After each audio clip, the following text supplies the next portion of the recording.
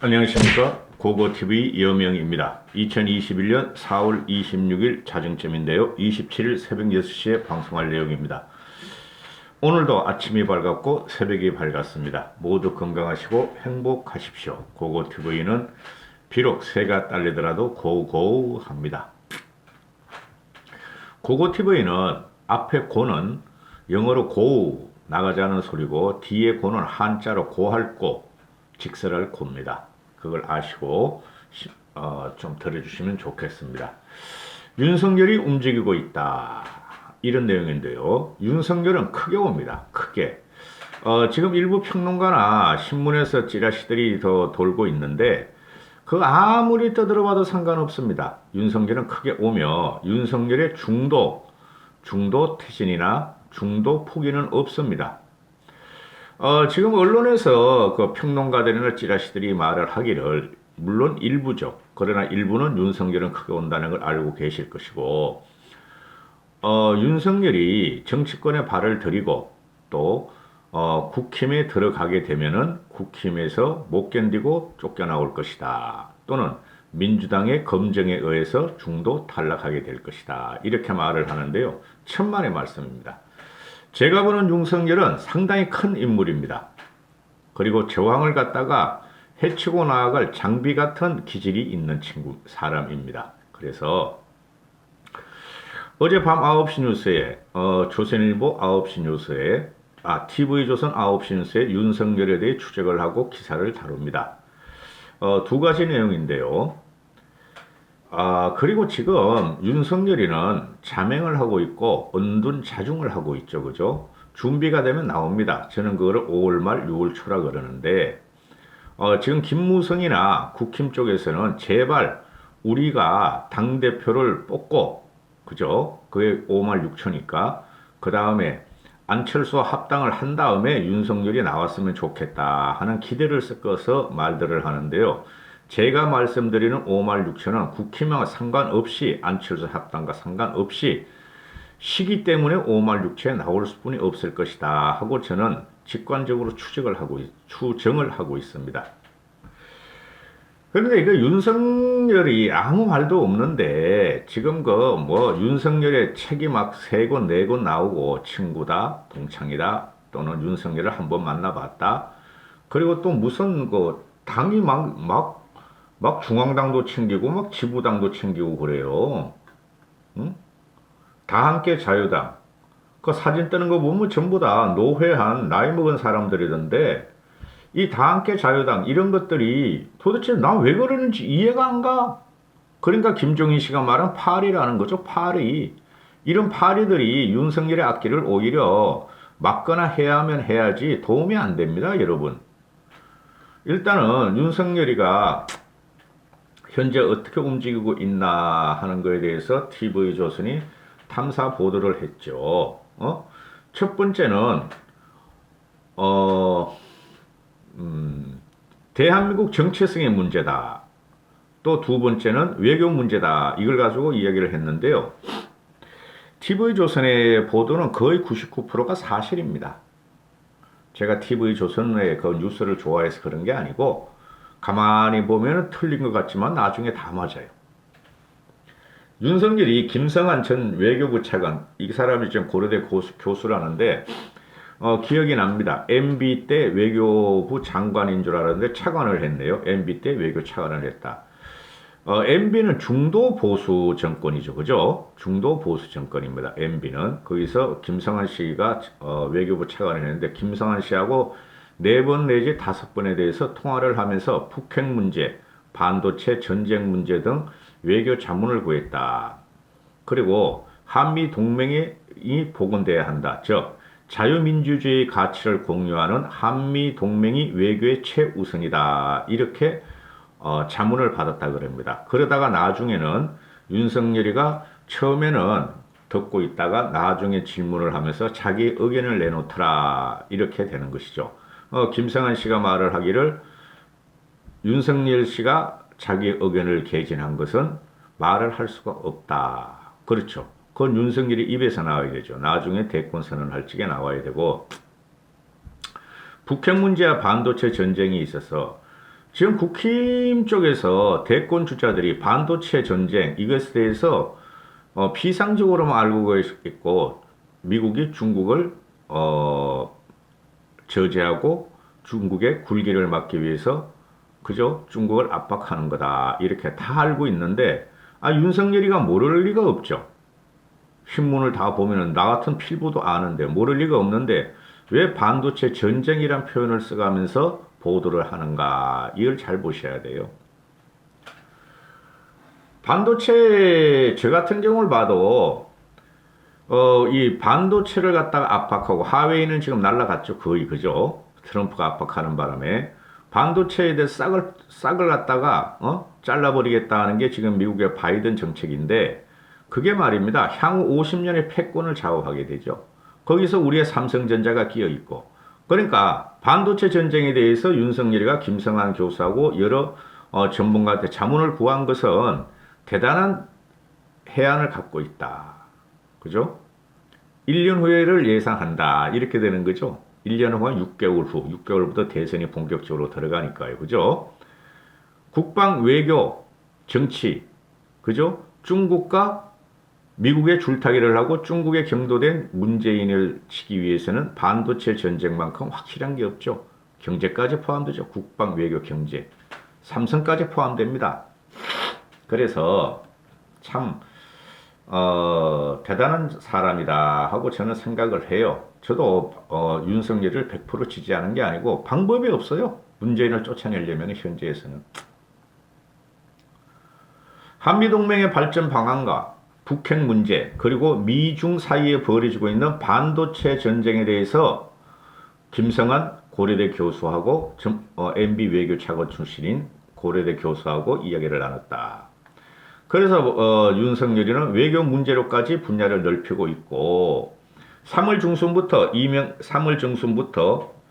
김성한 교수하고 너댓 차례 통화를 했는데 김성한 씨 기억하시는 분 많죠. 참 합리적이고 온화한 인상과 성품을 갖고 있어요. 3월 중순의 첫 번째 통화에서는 북핵 위협에서 한국을 방어하는 미국 핵 우산의 실효성, 즉 미국 확장 억제의 신뢰도와 보안 방안이었고 그래 이런 걸 해야죠. 나라의 대통령이 되려면. 두 번째, 한미 외교 국방장관 2+2 국방장관 2+2 공동성명에서 북한 비핵화의 표현이 빠진 것에 대한 평가가 오갔고 또 세 번째 25일 날은 북한의 탄도미사일 발사 직후에 북한의 미사일 능력과 대비책에 대해서 논의했고 네 번째, 최근에는 미중 반도체 전쟁과 한국의 전략에 대해서 논의했다. 이렇게 나오는 것이죠. 지금 현재 한미 외교의 가장 중요한 것은, 그죠? 경제예요, 경제. 한미 외교도 그렇고, 미중 갈등도 그렇고, 기본적인 게 경제입니다, 여러분.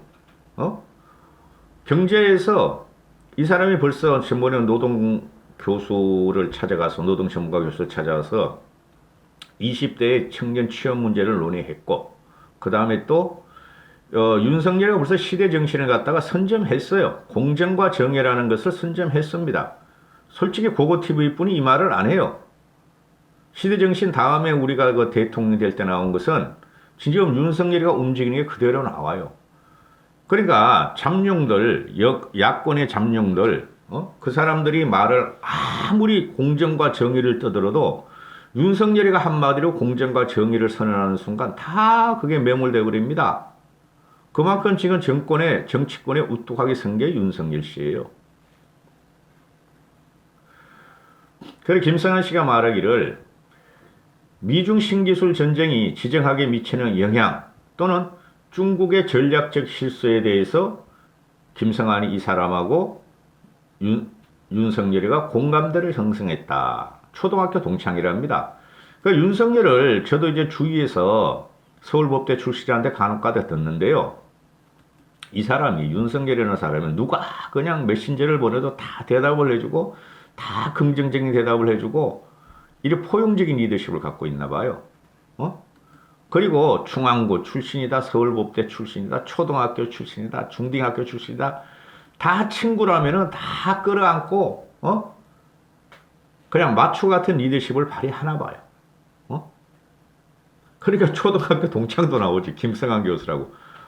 물론 출세를 하고 사회 리더층에 있었으니까 서로가 관계가 오래됐지만은 고고 TV 같은 경우는 내가 망가지니까 친구들도 다 떠납디다. 그런데 하여튼 그렇고요. 리더십이 상당히 있어요. 이 사람이. 우리 외교의 우선 과제는 자유민주주의 가치를 공유하는 한미동맹을 공고히 하는 것이다. 문재인이 오늘까지도 말이야. 바이든 너 말이야. 너 고립주의야. 미국 고립주의, 미국 자국 우선주의로 해가지고 우리한테 백신도 안 줬어 하고 또 뒤박아 버리죠. 그건 좀 이따 또 찍을 거고. 윤석열 전 총장이 지인들에게 최근 밝힌 것은 외교 안보에 있어서는 중도 보수에 가깝다 하고 지인들이 말을 한답니다. 당연하죠. 검사들은 기본적으로 보수예요. 나쁜 놈을 잡는 거니까. 검사와 경찰들은 기본적으로 보수 경향을 갖고 있어요. 근데 그게 어느 순간에 노면이 들어서부터 물론 그전에도 경찰과 검사들은 권력형 해바라기 성이 있어 많았지만은 그럼에도 불구하고 보수 기질이 많아요. 나쁜 놈 잡는 거니까, 공산당 잡는 거니까, 간첩 잡는 거니까. 그죠? 당연히 윤 총장은 제가 항상 말씀드렸던 대로 중도 보수다. 그러니까 이 중도 보수라는 것이 제가 안철수를 자꾸 비교하는데 안철수는 중도 보수가 아니고 중도 좌파 쪽이에요. 둘이 만나서 할 일이 없어요. 나중에 보시면 알게 돼요. 몇 개월 있다 보시자고요. 그래서 윤석열은 자유민주주의 가치를 공유하는 한미동맹을 다지는 게 외교의 최우선이다. 중국에 대해서는 중국은 자유민주주의 국가가 아니다. 자유민주주의 국가가 아니기 때문에 이슈별로 사건을 관계를 풀어나가야 한다. 맞는 소리예요 이게. 근데 뭐 우리 문재인은 말이야 중국에 경도돼가지고 한미동맹을 갖다가 지 말로만 한미동맹으로 뒤로선 사바사바 중국과 북한하고 각각 하기 때문에 지금 사단이 다 일어나고 있어요. 근데 아직 정신을 못 차려. 그죠? 그리고 김성한 교수는 보수 중독이기 때문에 이명박 정권이기 때문에 이명박 정권의 가장 박정희 이후에 가장 강력한 박정희 씨도 미국하고 많이 갈등을 했죠. 그죠? 가장 이명박 씨가 한미 동맹의 선두에 서고 공고하게 한 사람이에요.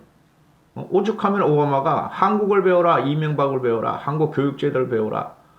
그죠? 부시도 그러고, 우리 프렌드, 우리 베스트 프렌드 이렇게 됐죠.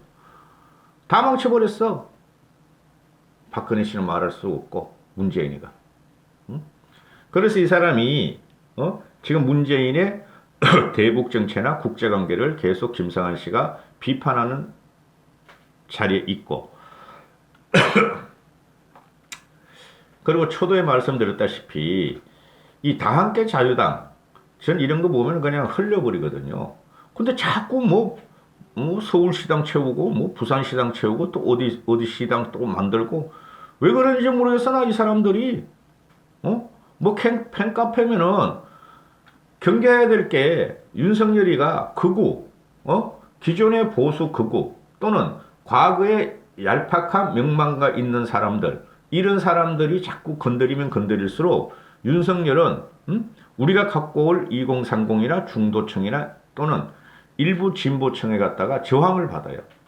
나 이 사람들 나이 먹어가지고 뭐 하는지 모르겠어. 시도 창당을 계속하고 아니 윤석열이가 나중에 자기들 당으로 들어오라는 소리나 아니면 자기들이 윤석열하고 합치겠다는 거 아니에요.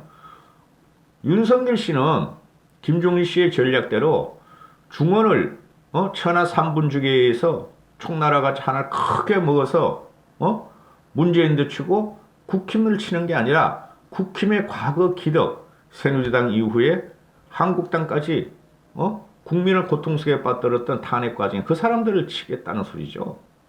그죠?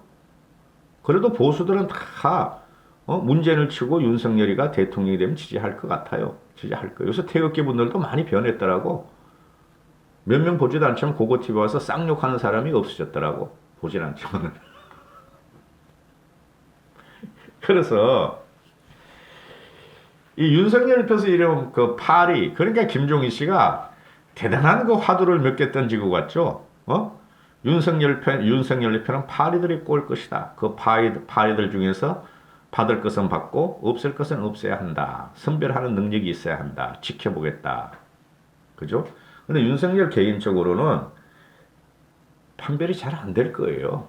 그래서 김종인 씨 같은 전략가가 필요하고, 그냥 쉽게 말해서 독불장군, 세상을 직관적으로 깊게 보는 그 사람을 판단하는 김종인 씨가 필요하고, 국힘에 들어가면 그거 다 파리들이지 뭐 솔직히 말해가지고, 그죠? 윤석열을 대통령으로 해먹어서 정권을 탈환해서 한 자리 하겠다는 사람들이니까 한번 바꿀 필요가 있어요. 일단 문제를 치는 게 우선입니다. 이까지 하겠습니다. 행복하시고 오늘도 건강하십시오.